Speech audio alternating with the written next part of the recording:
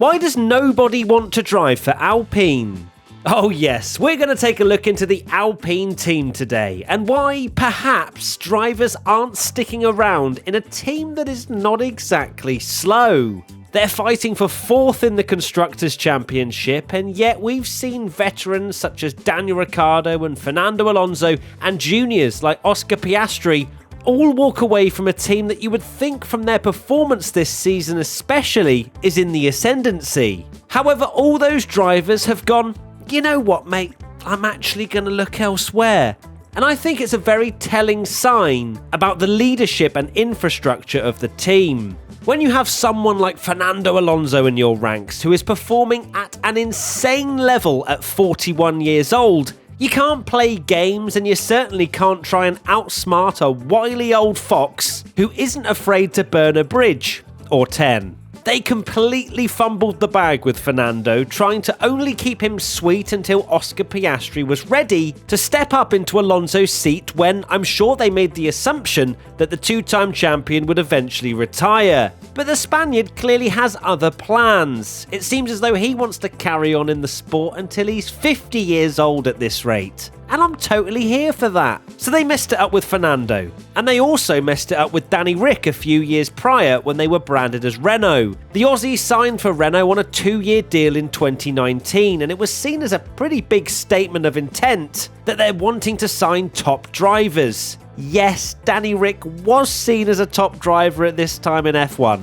Sad noises. However, after just 2 years, Ricciardo also decided enough was enough, despite finishing 5th in the World Drivers' Championship in 2020 and securing 2 podiums with the team. That in itself speaks volumes. There clearly was no belief from Daniel Ricciardo that Renault could actually make it to the front of the grid, despite being a manufacturer themselves. Now, before we dive into the Junior Academy, Alpine also part ways with 4-time world champion and senior advisor Alain Prost before the start of the season. Laurent Rossi, the Alpine CEO, apparently said to the world champ that he no longer needed advice, and Prost even went so far as to say that Laurent Rossi wanted all the light. Another indicator that all is not well within the team. Right, let's move on to the biggest travesty of them all, and that's the Alpine Junior Academy. You'd think junior programs are the perfect platforms to help young and emerging talent get into F1. I mean, look at Red Bull. Yeah, we criticise their savage way of working at times, but there's no denying the number of drivers they've helped bring into the championship over the years. Other teams on the grid also have their own pool of juniors, like Mercedes and now Aston Martin after signing Felipe Drugovich. Alpine are the same, but you'd be forgiven for thinking they had one as they promote nobody. It really is the most pointless academy in motorsport. It's been going for absolutely ages, and I've had the likes of Max Futrell, Jack Aitken, Antoine Hubert, Zhou Guanyu, Christian Lundgaard, to name a few. None of them were given a shot by Alpine. Jack Aitken managed to get a debut F1 race with Williams back in 2020, albeit with a slice of luck. Zhou Guanyu had to leave and go to Sauber to get a shot, and just look how well he's doing up against Bottas. Lundgaard is having a pretty decent time in IndyCar. It shows that there was talent in their academy. There's also been talk that their latest junior to do pretty well in Formula 2, Jack Doohan, has no chance at the Alpine seat, and that they'd rather him settle into the sport in a team like Williams. What I have to say back to this is, have you learned nothing from the whole Oscar Piastri saga?